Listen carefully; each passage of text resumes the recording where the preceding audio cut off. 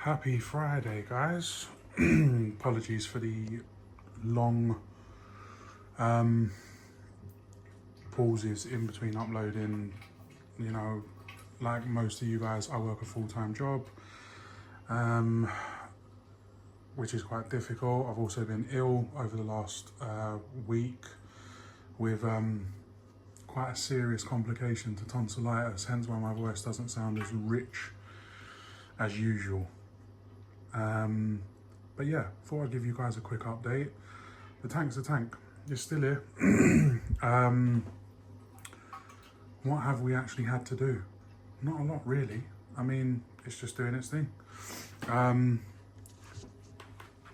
don't know whether or not, so the lights have only just come on. I'm actually running David Saxby's lighting schedule for the Hydra 32s. It's actually been pretty good. It's a bit weird, but I'm quite liking AI Hydra's signature series like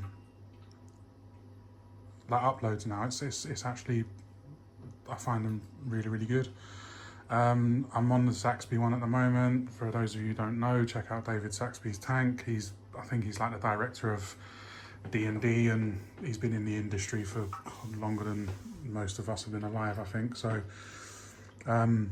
yeah, so I thought I'd give you guys a quick Friday update. Everything's looking really good. So we've got the torch there. That is the Frammer. So that is a frog spawn hammer hybrid, and it's stunning. Had to perform surgery on this to get it off the plug, and pissed it off a little bit.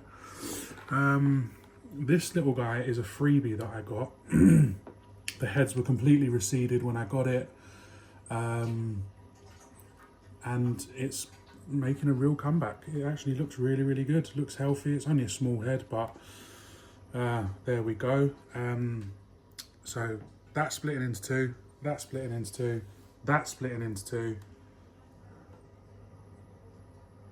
As always, he's very happy. I did have to move my candy cane. It was there, I don't know if you noticed on the other video, and it was getting absolutely blasted by my MP40 over there, and the MP40s are quite violent even on low speed settings, because that's what I've got. I've got them on the lowest speed in lagoon mode,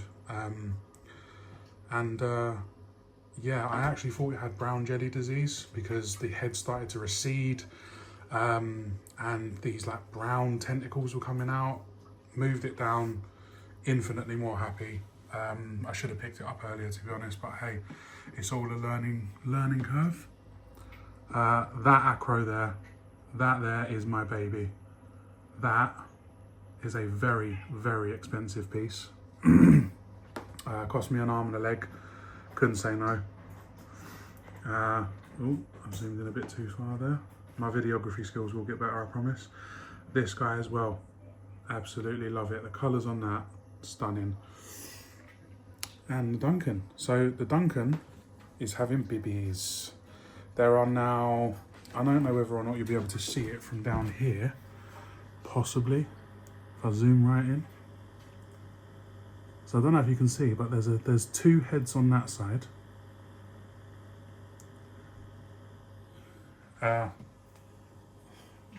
That's also splitting. I don't know if you can see down the side.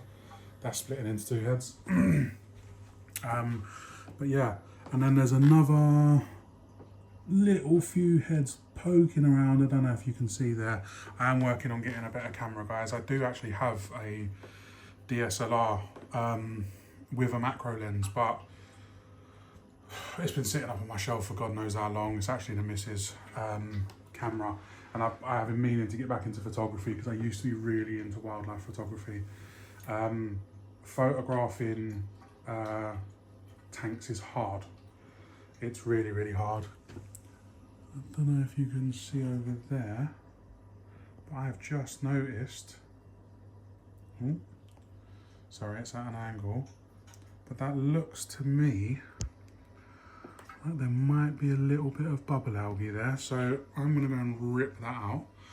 But yeah, if you can hear an annoying beep, and this really does piss me off, to be honest with you. I am starting to get a bit fed up with D&D products, I must admit.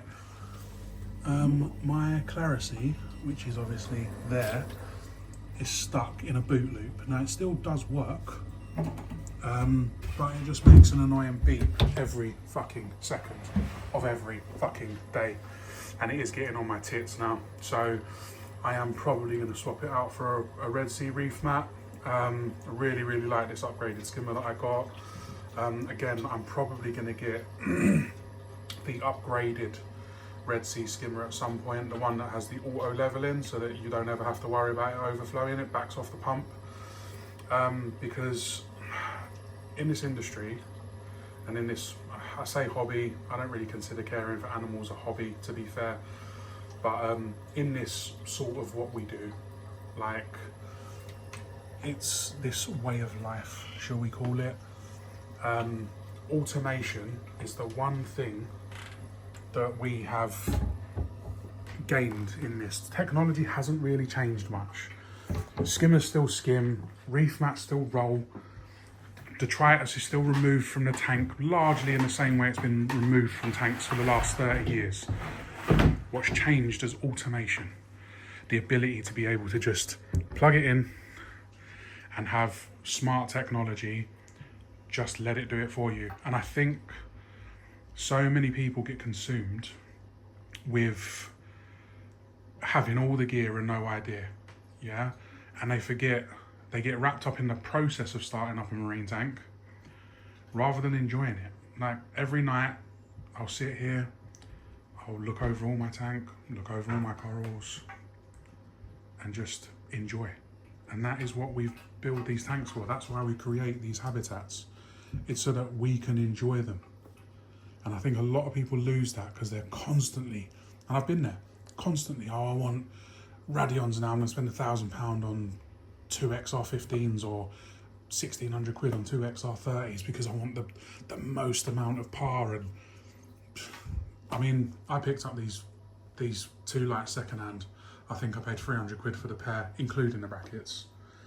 I have got a spare one that's got spare boards, spare LEDs in case I ever have any faults or anything. And look at the growth. I've got a muchness in there, pretty mixed. As far as dosing goes, I'm still dosing by hand because I'm lazy. I just don't have the time to sit there and measure my DKH every single day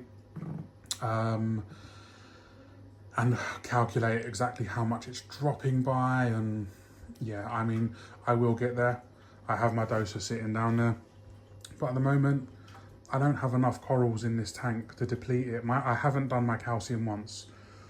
My mags dropped a little bit. It got down to about 400. My DKH did get down really, really low. But you learn. And, you know, once you learn that, you know, stabilizing your DKH decreases your magnesium consumption because it doesn't try to pull other elements from elsewhere. It's little things like that where you start to realize if you keep one element in check, it keeps the other elements in check, and your KH is the most important thing. I tend to run mine between anywhere from 8 to 10. It depends how I feel. I'm dosing about 100 mil a day to bring it up, and then maintenance, probably 25 mil a day. And don't get me wrong, it's like a 400 litre tank. But all the inhabitants are doing really, really well. I do need to get some more cleanup crew in there. But yeah, I'm really loving the process at the moment. You know, it does need a huge water change because I haven't done a water change on this yet. Haven't done one. Again, you have to let things stabilize in these tanks, and I haven't had any huge. I've been fortunate enough that I've spent the time preparing my rocks, spent the time you know, doing everything that I could to not rush it, and it's paid dividends. Yeah, all right, I've got some diatoms on the on the sand. I mean, it's less than 6 months old. I'm going to get diatoms. It's going to go through an ugly stage. These two tanks, however, they strip that rock all day, every day. And bear in mind, I didn't start with pure live rock. I started with 3 large pieces of live rock, and all the rest of the structures I built myself. And they're starting to coralline up now, you know. Yeah, it's good. I'm enjoying the process. As always, if you have any questions you want to ask me, ask away. I'm not an expert, but I've done it for a long time. You know, if I can help steer anyone in the right direction, I still have to ask for advice all the time. But yeah, she's doing pretty well, and I'm pretty happy with how it's turned out. The inhabitants are all good. The tangs are getting on. They're getting big. All the fish are getting big. Oh, and also clownfish have started spawning. Yeah, quite regularly as well. I'm not going to try and get them out of there. They just end up becoming food at the end of the day. But the clownfish are actively spawning and laying eggs, which they wouldn't unless they were happy. And considering that this pair hasn't actually been in there for a long time, and I introduced the female to the male after we lost the other female, she was quite a bully when she went in as well. She absolutely cannoned him when she went in there. And now, yeah, they're very, very happy. Anyway, another long rambly one for a Friday, but enjoy. Have a lovely weekend, all of you beautiful people, and I will see you on the next one. Bye.